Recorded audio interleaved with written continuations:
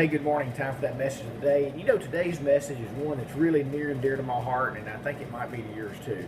You'll have to admit, we live in an extremely busy, hectic, fast-paced society.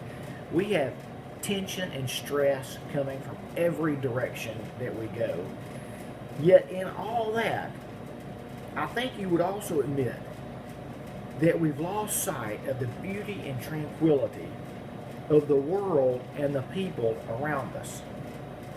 You see, we've become so connected that we're actually disconnected. A couple of weeks ago, true story, I was sitting in a restaurant waiting for dinner to arrive, and I looked around me and I counted 22 people.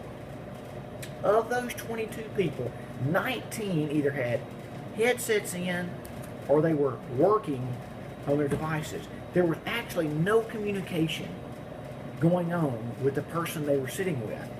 And then I thought to myself, wow, what have we become over the last, say, 10 years?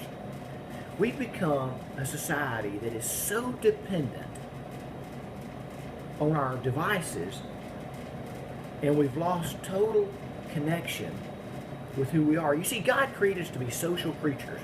We were created to verbally communicate, emotionally communicate with our heart, mind, and soul, reach out and touch someone. Yet we've lost that ability. And if you don't believe that, I want you to, right when you finish listening to this, get on your social network, whatever social media outlet you use, and I want you to read the news feed, and you're going to find people that maybe complain about politics, complain about going to the store, the neighbor's dog that barks, someone cut them off in traffic. You name it, there's somebody out there complaining about their disdain for family, friends, co-workers, or even a perfect stranger.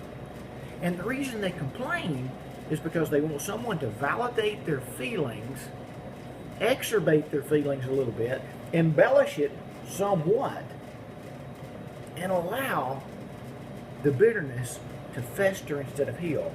You see, you go back 25 or 30 years, I'll use me for example. If I had a problem with a friend, family, co-worker, perfect stranger, the only way to resolve it was to face-to-face discuss it. It didn't involve anyone else. It was me and that person. We either resolved it or we agreed to disagree. Either way, it was just me and that person.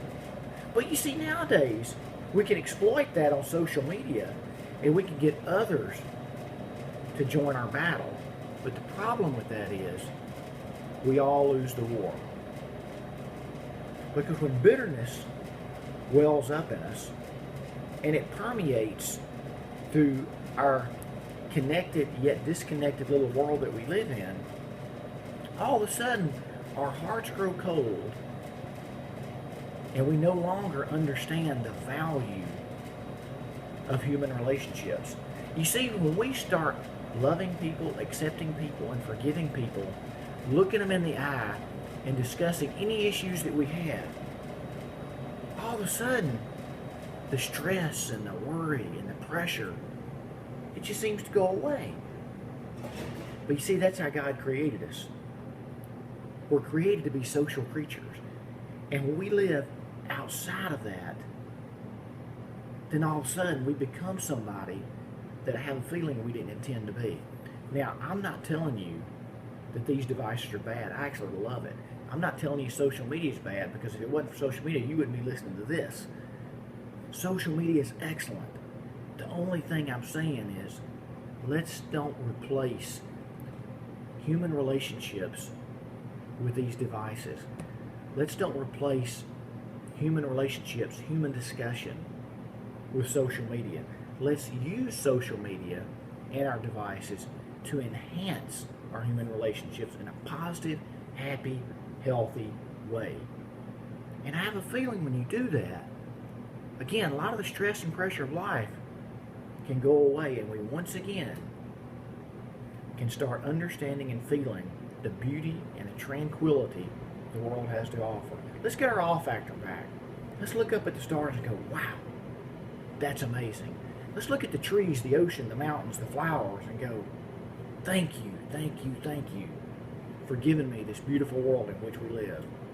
Life really is good only the moment you start living it.